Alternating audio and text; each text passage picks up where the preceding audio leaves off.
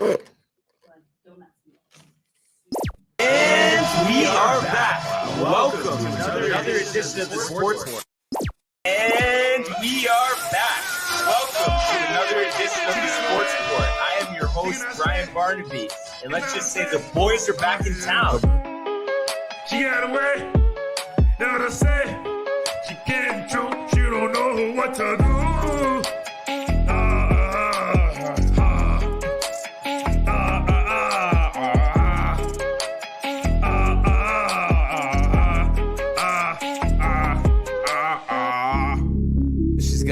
She's gotta go. Bye. I know that you love this flow. We just chillin', we just villains. We just chillin', we some villains. I love it up, get the ammo and I stick it up. I grab shots on the top of shots. I bust the clip and I let it dip. I make it poop, make it explode. Touch your toes, hit your nose. Can you touch your toes?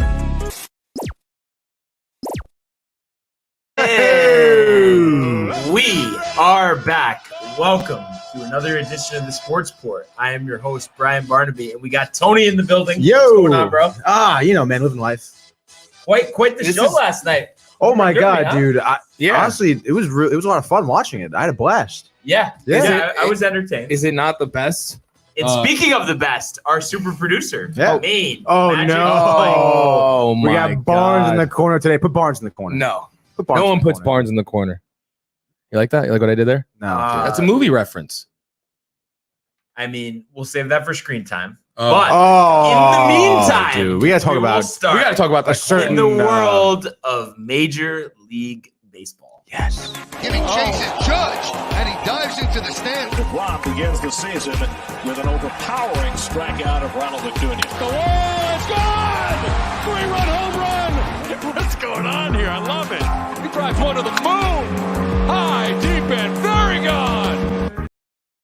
All right. Last night, we had the Major League Baseball Home Run Derby from Coors Field in the altitude. And I have to say, it was quite the show, but maybe not the way we were thinking. Because going into this, obviously, everyone's eyes were on Ohtani. Right. And, Right. Tony over here Not expecting mine. him to win. Me and Mystic over here Yes. expected him to go down first round. Yep. Sure enough, I don't think you said. I first did. round. You did not 8 say I first did. round. seed Soto defeats 1 seed Ohtani. DeVito. Double OT in the swing You're off. Soto takes 3 deep in his 3 swings. 3 for 3, Ohtani dude. whiffs the first one. I knew that was coming. it. Obviously got off to a shaky start. So I mean, I'll start with you, Tony, on this specifically. Were you shocked that Ohtani went down first round? Oh yeah, I was definitely a little shocked.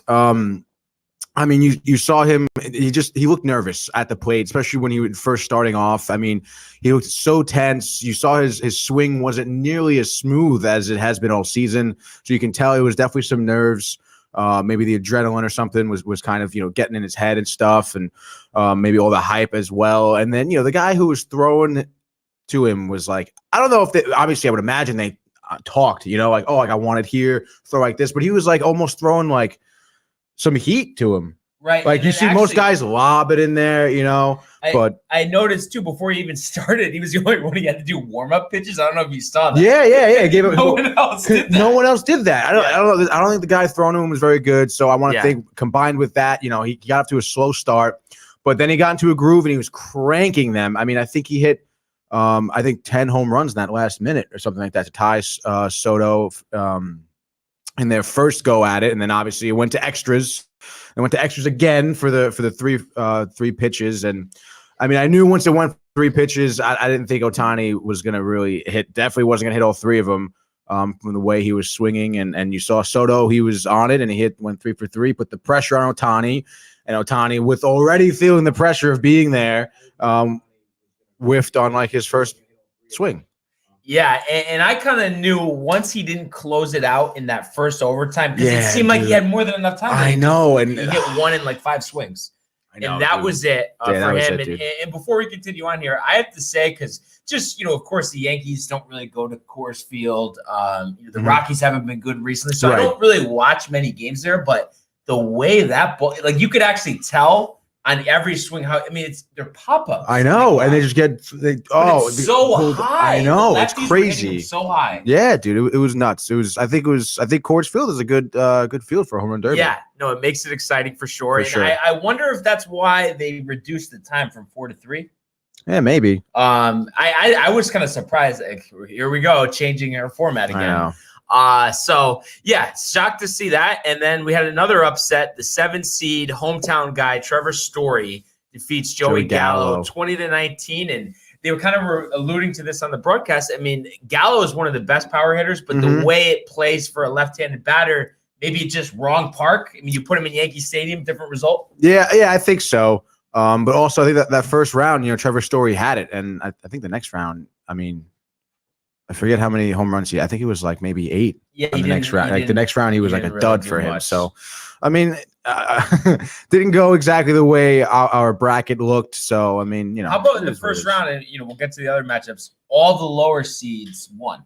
I know. Which, I mean, obviously the seeding. I mean, it doesn't really matter. They're all power hitters, of course. Yeah. And then how about Trey Mancini? In his comeback season from colon cancer, defeats Matt Olson 24-23. Obviously, was great to see, and he advanced further than that. Obviously, we'll get into it. So nice to see that. Yeah. And then Pete Alonso really makes a statement. 35 dingers in the first round, and you got to feel bad. Salvador Perez went on a tear, but 28's not enough. I know, when dude. is It's 28 not enough? Really, and honestly, I was getting a little worried because at the end he was going on a tear. I was Yeah. like, dude, he could probably If it was tie. a 4-minute derby, it would have beat him. Oh yeah, absolutely. Yeah. Especially Alonso was, I mean, Alonso. I've never seen anyone have more fun, I think, ever than Alonso did last night at the Derby. Yeah. He was hyping up the crowd. He was dancing. He was singing along while he was swinging. Like, dude, he was having a great time. And I'm going to bring in Mike here. He's questioning his marketability. And could you expand on that, Mike? Yeah. So I mean, I'm not gonna lie. Go ahead. He's entertaining. No. He looks, but he just has to clean up some things. His teeth are crooked. They're not even white. They're yellow. Maybe some crest strip. Yeah, strips. like at least something. You're making millions of dollars. You can't clean it up. Maybe a new haircut. I don't know. And I don't know. And his whole, just this swag about him. I don't know. It's just like he needs to. I don't know. I haven't seen him dress up really, actually, like in street attire. But if he has some swag there, then we could work with something. But I don't know. Maybe he'll get with Russell Westbrook, on yeah. Have There a you sit go. down. I don't think he needs to change a damn thing, Mike. I know you don't. You love him. I do love him. I picked him. You didn't pick him. I don't care. You didn't about the pick him. dude. You're bashing him right now. No, but I still I like him. I'm one of the people that like him. And I was just going to mention, too, I like him. Before we get on to the second round here, I would have to think, because Ohtani did hit 28, but his was double OT. 28 has to be the record for no OT in the first round to lose. There's no. To lose? Yeah. I would guess so, yeah. 3-minute format, too? I mean, I don't know. I was also trying to research how many pitchers have been in the home run derby. I mean, I'm sure I want to say Ohtani is the first one. Yeah. Oh, yeah. Right? Definitely, yeah. Because, I mean, if they had a derby back when Ruth paid, it would have been him. But. Yeah, maybe.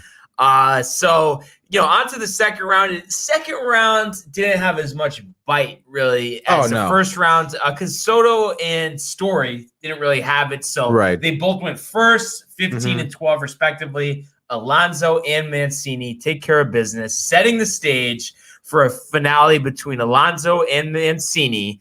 And, Alonso really didn't have too much trouble. And it was OT or no? No, it wasn't OT. Okay, it was just a final 6 swings or so. Didn't he hit 6 in a row to end it? Yeah. Okay. In the final minute they had. The final minute. Okay, that's what it was. But it was. I think he had like 30 seconds left, and he hit the last one, and that was. I mean, just jack after jack, and he joins Ken Griffey Jr., who was there. They had him on the broadcast, which we spoke about. Oh, dude, as the only player to go back to back. But I mean, what? I think you're missing someone. That's too good. Cespedes did. Cespedes. No, there was a year in between. Are you sure, dude? Yep. I thought it was 2013, 2014. I have. I'm pretty sure MLB sent me the notification yesterday. I mean, I don't know, dude. Yeah. Okay. Let's do it, dude. Let's do it. I wonder if the notification's still here. Alonso joins elite company. Ken Griffey Jr. 98, twice. 99, and Yoenis Cespedes 2013 and 2014 is only back-to-back home run derby winners. See, but if you look on here, okay, that was an oversight. You got me. But either way, it's a short list of guys. So congratulations to Alonso. He's built for the derby, but the whole thing is, we've seen him win 2 derbies, but this hasn't translated into postseason success. No. Will this be the year he really makes his mark after struggling last year, not getting there? What's going to happen this year? It's tough to say, but I mean, just the way Alonso's demeanor was yesterday, and he was hyping up the crowd. He was excited to be there. He went to Twitter right after the derby, thanking the Mets fan base and how pumped he is for the rest of the season. So, I mean, honestly, I think Alonso, with his attitude right now, he can come in after the All-Star break hot and kind of bring up the whole Mets roster, and they can make a bigger splash in the second season and hopefully take that into the postseason. Yeah, second half. Yeah. I mean, you like to see it. I mean, he obviously exploded on the scene, breaking the rookie home run record. Right. And it seems like he's gotten hot of recent. And also, we mentioned Griffey being there, and we were texting about this.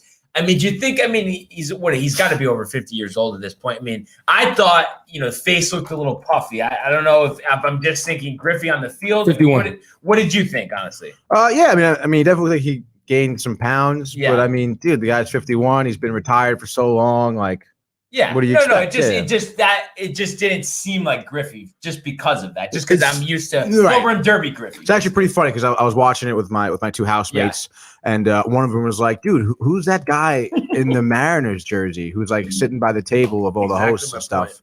And I was like, "That's Ken Griffey Jr." And he was like, "What?" Like, I don't think. I mean, he's recognizable still. Yeah. No. It's just I think maybe a little Bowflex, right? Why not? A little Bowflex, maybe or Nutrisystem. Couple the Nutrisystem, perfect, dude. Maybe a hit workout twice a week or something. Yeah. Honestly, he could be a DH. You're telling me with that? Oh my God, yeah.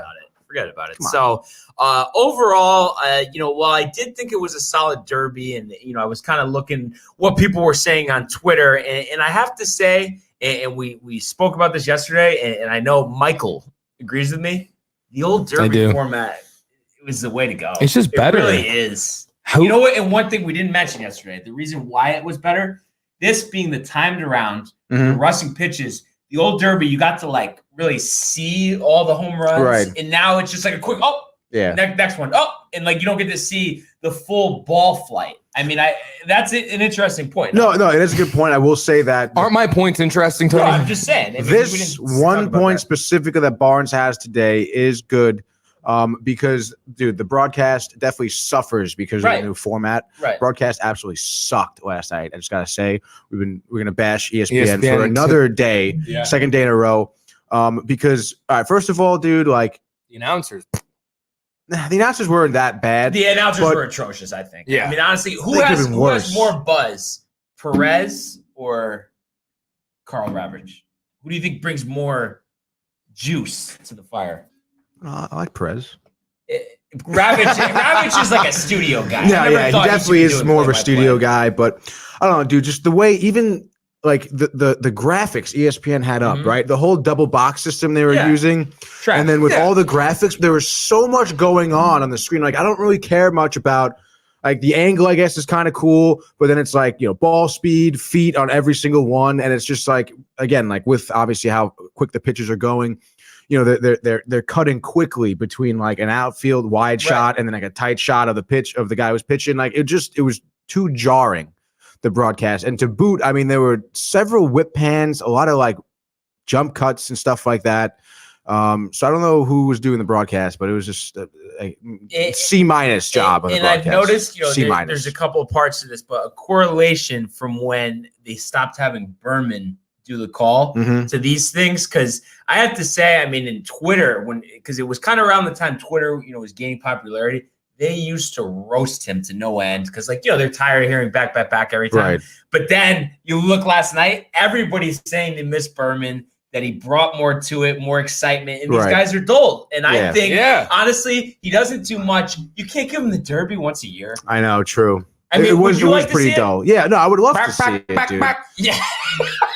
You would probably be so A excited. moonshot. He definitely would be excited. How many different camera follows do you have on a show like that? Dude, it seemed like there was one camera following the ball, honestly. And the also graphic of all the hits. Oh, yeah. Like towards the end of the round when they show the lines. Yeah, dude. But no, they botched the broadcast for a while. I don't know if you remember this. True. R.I.P. to him, Pedro Gomez, for a couple of years.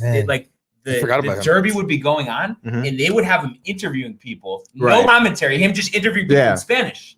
And it's like we're trying to, watch the Derby. Yeah. Like, you know what I mean? Do that in a separate thing, not while it's going on though. I mean, it's just I don't know. So overall, though, like a boxer with his mic. Miss the old format. Want Berman back, and with the two of you fellas joining me in a petition, to have Berman back. Oh, that Berman back? Yeah, let's do it. Why not? Let's do it. Let's get the movement going. He deserves it. I do like the new format though. I like the heads up competition. Absolute trash. You know, it's not good for the broadcast, but it's good. I was so confused. I'm like, time out. What is going on? Time out. Oh my god. You know what I mean? Take a pitch. You don't need to be on a timer. It doesn't. Everything doesn't need to be rushed. That's the problem with everything is rushed because no one can wait 1 second. I swear to God, that's what it all comes down to. I think it was a long enough show, to be honest.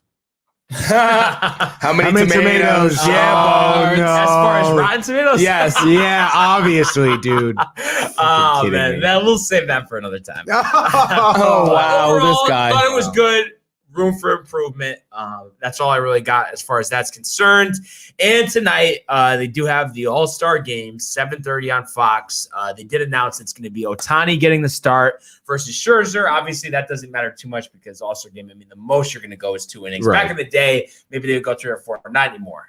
2 would be the absolute most. So looking at the lineups, you got the American League, Ohtani, bless you, Vlad, Bogarts, Judge, Devers, Simeon, Perez, Hernandez, Mullins. And then on the National League side, we got Tatis, Muncy, Arenado, Freeman, Castellanos, Winker, Realmuto, Reynolds, and Frazier. So just looking at, pitching matchup lineups, who do you favor just looking at that? What looks better to you? Yeah, like you said, I don't think the pitching matchup is going to be much of a, make much of a difference. But I will say, just looking at Ohtani yesterday, I want to say he's going to be a little nervous on the mound, as which Scherzer probably won't. And with the lineup of the NL, dude, I want to say the NL takes it. Wow, really? Yeah. It's funny because I think just looking at it, the top of this lineup is great. Yeah, but in an all-star game, you're going to go bottom 4, Winker, Realmuto, Reynolds, and Frazier. And then you look at the bottom 4 of the American League, Simeon, Perez, Hernandez, Mullins. And then the top of this lineup, Ohtani, Vlad, Bogarts, and Judge. Imagine navigating through that lineup. I know it's going to be tough for sure, but I really do think that the NL. I think the bottom 4 is going to do maybe a little better than you expect. And I mean, dude, Tatis, Muncy, Arenado, Freeman. I mean, that's hard to navigate as well. It is. So, like I said, I think it's just the top is very good. Right. Bottom lacks. So my prediction, I'm going to say American League takes this. And before we get to our MVP picks, what do you got, Michael? AL, NL? I always go AL. AL. And then who is your All-Star Game MVP? The one, the only, Aaron Judge, to set the tone for the second half of the season, to add to my prediction of World Series. Alonso will have a great game, but it just won't be enough. And the AL will win this year's All-Star game. Did I sound like Barnes a little bit? A little bit. Right? Write the script for me, Tony. Who's winning the MVP? Dude, honestly, from the NL, obviously, because they're going to win. Yeah. I want to say Freddie Freeman. I think he's going to be a sleeper, dude. Okay. All right. Guy you don't think about right as number one. Right, exactly. Especially, with being there with Tatis and Arenado, But I think Freeman's going to he's just so consistent. He's just going to be having a good time out there. He's not going to really be worried about, nerves or whatever. So, I think he's just going to be laid back. He's going to hit some dingers, going to have a good game. And I think Freeman takes it.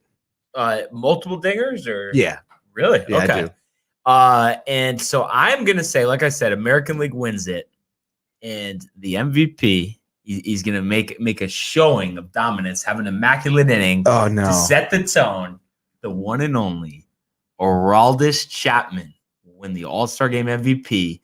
And to top it off, like that's not even the craziest part, final score 13-12. Possibly, I have to check the record books. If not the highest, one of the most highest scoring games in All-Star Game history. I'm actually going to look that up. I'd be pretty surprised. Dude, Chapman, come on, dude. Most runs, 20. What? Run record MLB. Oh, I mean, that's. All right, dude. Sick. I think you have to put highest scoring. But, I mean, all the All-Star games I've watched for the last 20 years have been under that, dude. I remember he belted a record 11-9, the highest scoring contest. So this would be a record. I mean, I just feel like there's going to be so many dingers. Yeah, I do think so. You just have to hit a fly ball. Chapman, you don't even think like Guerrero? No. He's going to get that stare back. The sweat's going to be going. And he's actually, you know what? He's going to throw all fastballs too. And he's going to be hitting 102, 103. Altitude, how are you? That's just what I think. So, hopefully there's some buzz, some juice. I mean, we talked about it yesterday. We felt the Derby's really been the better event. Of course. The past, 15 years at least. But just talking about it, I'm getting pumped for the game. And Yeah.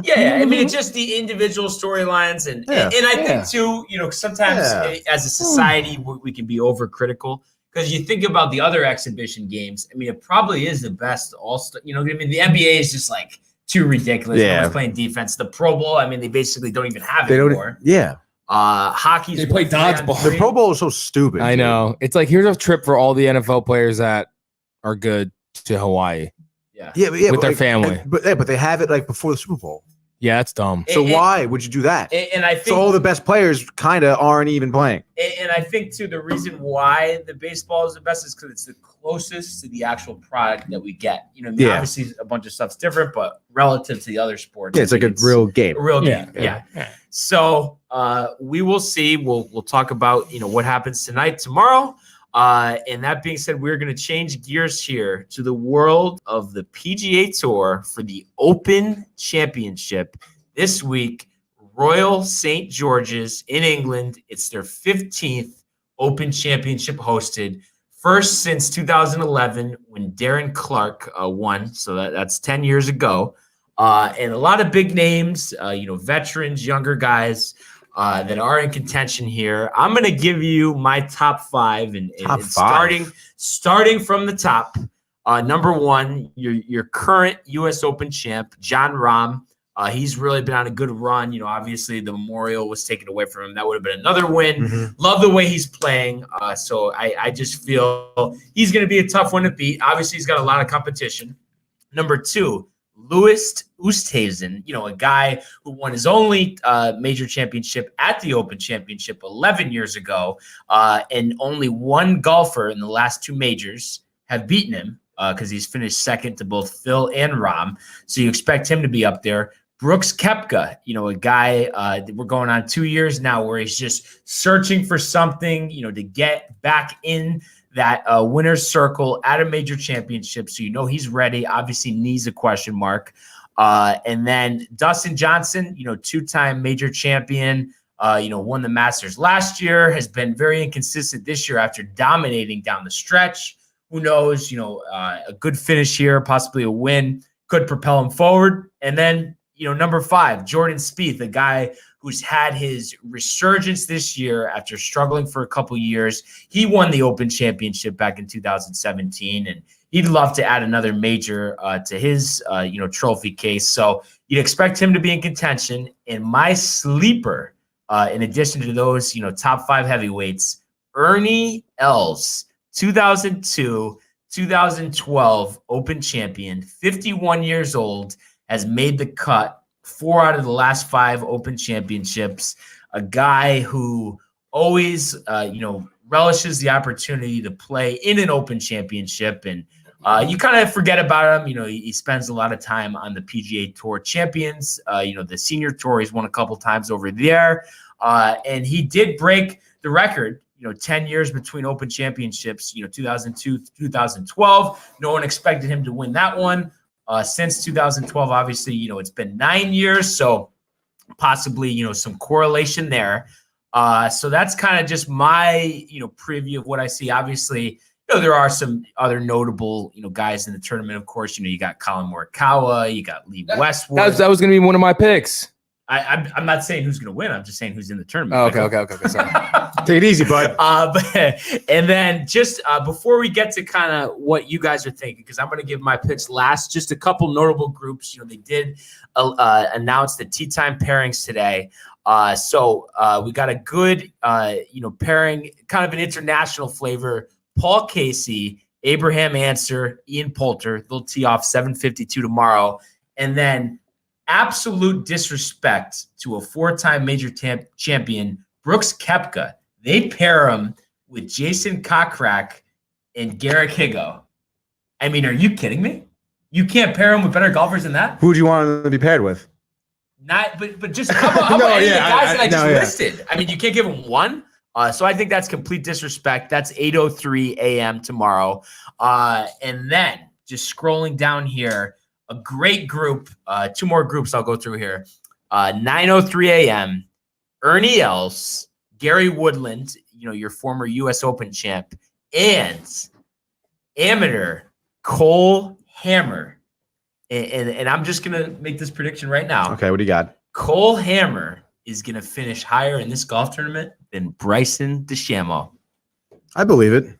So I'm sour on Do you want an DeChambeau, expert's dude. picks, guys? Betting? one more grouping, and then we'll go to Any my betting people out there want picks from the Mystic? And then other group, pretty notable. You got Spieth, DeChambeau, Grace. So that's 9:25. And lastly, Shane Lowry, John Rahm, Louis Oosthuizen. There's going to be some low scores coming out of that. Louis Oosthuizen. So Lowry, he's technically the defending champ since they didn't have this tournament last year from 2019. He's in that group as well. So those are some notable pairings. Obviously, we got a lot of other firepower. I know Michael is ready, raring. I don't know if you want to just give me one winner, one sleeper. Give me something. All right, I'm gonna just give 2 names. They could be either a winner, sleeper for both. Okay. Ricky Fowler, obviously. Yep. And my man, English golfer, Joe Long. Joe Long. Wow. Searching deep. You like that? But I have a feeling it's from the way you phrased that, the order you went. You're saying Fowler the winner, Long the sleeper? Correct. Okay. All right. I like it. Something different. Tony's got nothing. I actually have 3 picks for you. Oh, you did it again. My first pick is going to be John Rahm, dude. John Rahm? Who's John Rahm? Sorry. Who's John Rahm? John Rahm. John Rahm? I like Rahm. Anyway, dude. Come on, Tony. This is a good one. When Barnes mispronounces words, no one even bats an eye, dude. No. We laugh. Yes. We laugh. That's fucking stupid, dude. Anyway, there's been a lot of buzz around John. Dude, I didn't know he was born with a club foot. Yeah, dude. They talked about why his backswing is so short. It's because he was born with a club foot, which is. Don't act like you fucking know, dude. Come on, man. I know Honestly, it all. bro. You're so fake. It's ridiculous. God, stop fibbing over there like John Rahm. Fucking leave, dude. Anyway, my other pick is Brooks Koepka. I do think he's going to be locked in. This is like a no excuses tournament for him. Majors. He lives for majors. I would say my third pick, kind of a sleeper. I don't know how much of a sleeper he is, though. Englishman from the UK, Lee Westwood. Former world number one. If he does not win at this major, it'll be his 88th appearance without a major crown. And I believe which would break a record. He won the European Tour Championship last year, kind of like the FedEx Cup. Right. I think it's Order of Merit or something like that. That's what they call like the money leader. So he did win that last year, and he's been due. I mean, he's been up there. Almost had a win this year, kind of faded late. I think it was Waste Management Open. Now between all 3 of those guys, you had to pick one. Who is it? I mean, I would like to go Westwood, honestly. Yeah, I really would. Wow. I mean, what a story if Phil and Westwood winning. I know. I think Westwood's 48. Yeah, I think. he's almost ready. So for he's the up senior there, tour. man. So love the picks, fellas. So when I look at this, all the guys I listed, I think they're might possibly all be in the top 10, definitely the top 20. But it just seems like this sets up for his recent consistency, what he's done overall in major championships. At the end of the day, hoisting the claret jug, Louis Oosthuizen finally gets his revenge. 11 years later, everyone says he can't do it. Choke this, choke that. He is going to host the claret jug. And while he may not win it, Ernie Els will finish in the top 10, making a late push down the stretch on Sunday. The gallery is going to be going nuts. Wow, dude. I don't know about Oosthuizen. I think he's going to choke again, dude. I don't think he's got it. Just don't think he's got it. Not many people. No motor, dude. Not many people have beaten him. Not many. That's true. Bonus question. Where does Phil finish? 5th. What is this, 96? Wow, dude. Yeah. I'll say dead last, honestly. Wow. I have to say, I don't think he's making the cut. You think he's making the cut? On older players, I know, listen, he won the PGA, but Right. this can be tough. I We've don't seen know. Tiger struggle in some Open Championships. He's The only not thing Tiger. that's good for Phil is he He's isn't lucky. accurate with his driver, and this is wide open. The Right. rough is tough, but he's very good at chipping. But I don't know. I'm just feeling a miscut. I just really am. So we will see. Looking forward to it. We get started at, I believe, 1:30 a.m. Eastern time. Jeez. Early Can't seat wait. times on. I'll be up. Thursday We're going morning. to be up for this. We got to make a decision right Watch now. I'm up there. I'm We're watching. doing a watch party. It's 1:30. on Peacock. It's on Peacock? I don't Yeah, have you guys- Peacock. No, I just got the charge on my card for it. I mean, you better be subscribed to it. Oh man, but no, I can't wait. Honestly, I really can't wait. And one other bonus topic, and I won't do a full preview of this event. And it's lower level. They do an alternate event while they have a major going on if you don't qualify. So it's the Barbasol Championship. Ooh, yes. I love And Barbasol. I'm excited just for one reason and one reason only. Playing in only his 3rd PGA Tour event this year, we got big John Daly in the field, and I'm making the prediction right now. Dude. He's making the cut, and he's making a top 15 finish. And I don't know when the last time he had one of those, but I know it's been a long time. He basically mainly will play, just on the PGA Tour Champions. So, I mean, that would be quite impressive. 55 years old. Has the full beard now. I don't know if you've seen any recent pictures. No, I have not. Look at this picture. I mean, is this guy loving life? Oh, or what? wow, dude. Rocking the flow. Love it, dude.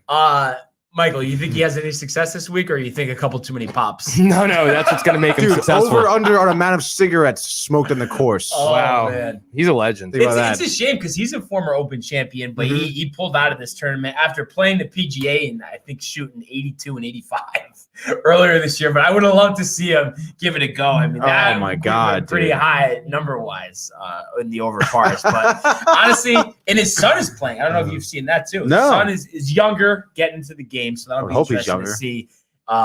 If he can develop into something, but you just love big names like that, guys that have, you never know. I mean, weaker field with the guys, Right. across the pond. So we will see, and we'll, give you a leaderboard update on Thursday. And then changing gears here, we do have a couple quick takes we'd like to go over. First one, how about USA basketball losing their first 2 exhibition games to Nigeria and Australia? I mean, I get it. It's exhibition. It's not. It doesn't mean anything. But I mean, kind of shocking, no? I don't know, I guess. No, it is shocking. No, I just wanted to catch Tony playing with the stash. But yeah, I think it is a little shocking, and I know what the solution is. And if you disagree, then you don't know Olympic basketball. They need Melo. I disagree.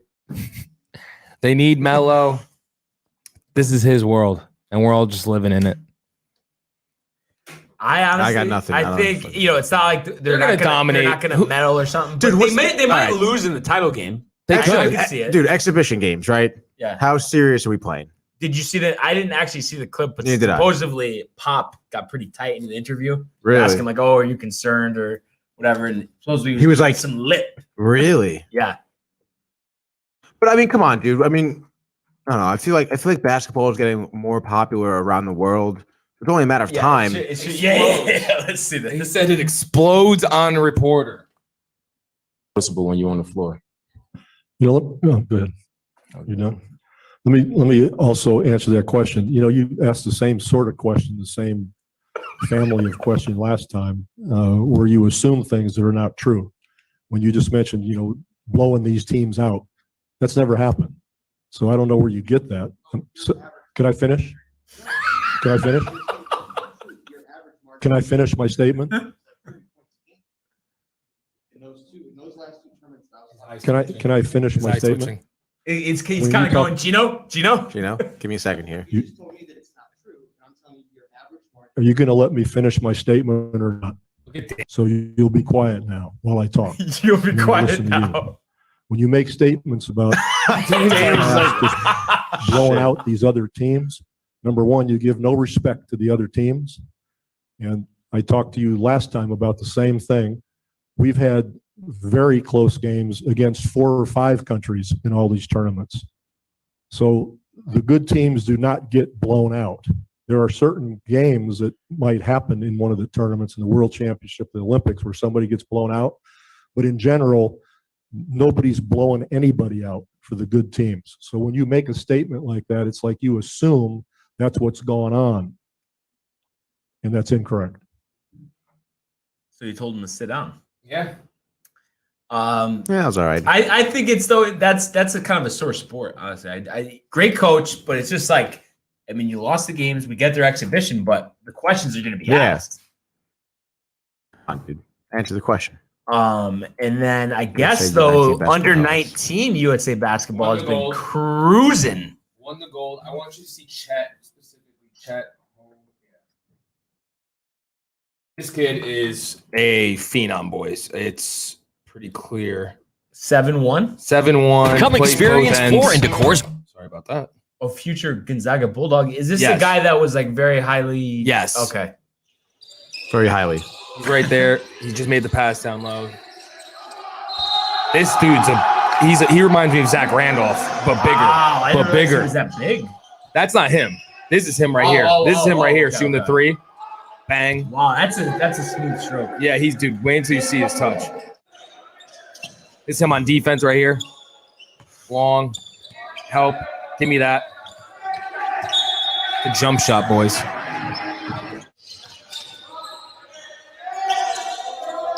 Post, hook. He's just really good, dude. He's gonna dominate. He's gonna be one and done. I really hope he brings Gonzaga a title before he leaves school, because I think he will. they've been so close. I think he will. He'll be the missing piece. He's a beast. So we'll see what happens with USA basketball. Keep you posted as we move along. No tic-tac NBA officiating. They're all used to shooting free throws all day. And I think they're used to shooting 3-pointers. Yeah. Anyway,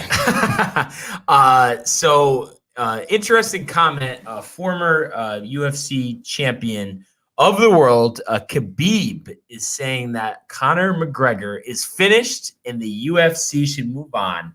Thought it was kind of interesting. I mean, he's been retired, about a year and a half now. yeah. It just seems like two things come to mind. Either he's trying to create buzz for a rematch with McGregor, get a big payday, or he feels like, oh, I'm retired. No one talks to me and talks to me about me. I want to be relevant. Yeah. Which one do you think that it is? I just think he hates Conor. Right. Hates everything Conor's about. He tweeted, "The devil always loses" or something, or something like that. Like, dude.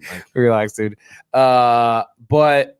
And then I think he just wants to be relevant. Nobody cares about him. So I still don't. But you don't, Right? You still don't. Oh, okay. But do you think there's any chance he'll get back in the ring? No, I don't think so. I think he could. He's maybe. retired, dude. He's what he wanted. Maybe he wants to try to see how What much is he, money. 32 years old or something? I mean, he's not that old. I don't know, dude. He really is not that old. 32. 32. You know, he retired. You know, so he retired like 31. They're all 30. relatively the same age. You know, so he's still in his. You know, how old is John Jones? I mean, Yeah, look, see, yeah, Yep, they're all in their 30s. So I think too. I mean, if they're gonna offer him some mega payday, and it's like, as much as, you know, he's done, he's this, he's that, but it's like he hates McGregor so much. You're telling me there's nothing more he wouldn't love to do fight McGregor, and like literally end his career. Yeah, I really could see it. I don't see it. Money solves a lot of problems, Tony. I don't think he has many problems. Well, why is he making these tweets if he doesn't? If he's so happy the way everything is, right? Yeah. Yes. Because he just doesn't like McGregor. Like, what do you mean? I don't think he's why wouldn't he end his career? Because he's not going to. He's just not going to, dude. He doesn't want to. I talked to him yesterday about it. He was like, bro, I was a little bored. I like McGregor. Just tweeted at him, whatever. I didn't think it would be that big, honestly. He's told me. He was like, I don't think it'd be that big. First of all, he doesn't sound like that. Second of all, well, I can't do an impression of him, dude. And I do think they rumored this a couple years ago. What I would like to see, because I saw his name pop up when you were searching there, if they did a GSP McGregor fight. I like GSP. He's another one. Like, why did he retire? I mean, dude, he was dominant. I know. And then he had like a 2-year, 3-year, 4-year even hiatus. I love his like Japanese headband thing he would wear. But there was talk of them fighting at one point, right? Yeah, but I think he makes mad money still. Like he's done. Why get your ass pounded in just for what? And we will have. But yeah, KHABIB would love to. Yeah, you know, well, he's come on, 40. KHABIB's 32. So I mean, it's definitely completely different. Yeah, you're completely different. So we will have another UFC event this weekend, fight night. But really, I mean, you look at it. I mean, the main event, Islam Makhachev versus Thiago Moises. That is the main event. Yeah. Exactly. I mean, I do see though co-main event. Misha Tate, I know her. Oh, I know her. Oh, women UFC. So maybe she'll put on a show. And then I know Jeremy Stevens. He's been around a while. He's fighting Matuzi Gamrot. So maybe he'll do something, but you know, you'd like to see a little more juice, a little more buzz. You know, but that's why it's a fight night and not UFC. Right. That's why they make that distinction. And I mean, even looking the week after, TJ Dillashaw, Brendan Allen. I mean, nothing crazy, you know. Right. And then even one more. Can we get something? Oh, Michael Theophil. Michael Theophil. Whoa, look how bad dude. this card is. I have not heard of. God. I mean, are you kidding? He's trash. Okay, hold on. Wait, I gotta just the next UFC has to be a big one. Let's see what we got. Derek Lewis, main event versus Cyril Gain. I have never heard of him, but 9-0. Oh, Amanda Nunes. The Modelo commercial. Yeah, that's gonna be a good one. Jose Aldo. You know, he's been around a while. So we get a better card, but we have to wait. What is this? August 7th? Jesus. You know, because like I said, I just wish, I don't know, that they would just like have once a month, like just a complete stacked card. Right. Like just top to bottom, you know, because when you have these, I don't know, but some people do put on a good show that you're not expecting, but there's just so much more interest when you really know the fighters. No, yeah, I think. But the fighters totally have to be made also. Like these names, maybe in a couple of years, or you're like, it's like you're the guy. Well, apparently, along with being the commissioner of the MLB, Barnes is going for Dana White's job. Yeah, true. He's going for president. He's going for president. I mean, dictator. Barnes is like, I think if I was in charge of the world, it would be a better place. I don't know. You guys are big Dana guys, really? What? No, Dana White. I don't mind him. I don't. It's not like I hate him or like him. Dude, he's brought UFC like from the gutter to literally where it is right now, dude. Honestly. Joe Rogan in life, yes, is more important. I mean, dude, obviously he's a great asset to the UFC. I mean, he's a great commentator. He's a great interviewer too, honestly. He's a great on-air talent, and he brings a lot of hype and entertainment to the UFC. But I mean, how deeply rooted is he in the UFC? Is he a part owner at all? Or? I know. I think he was originally. They sold it, but they're still, obviously in their positions. Right.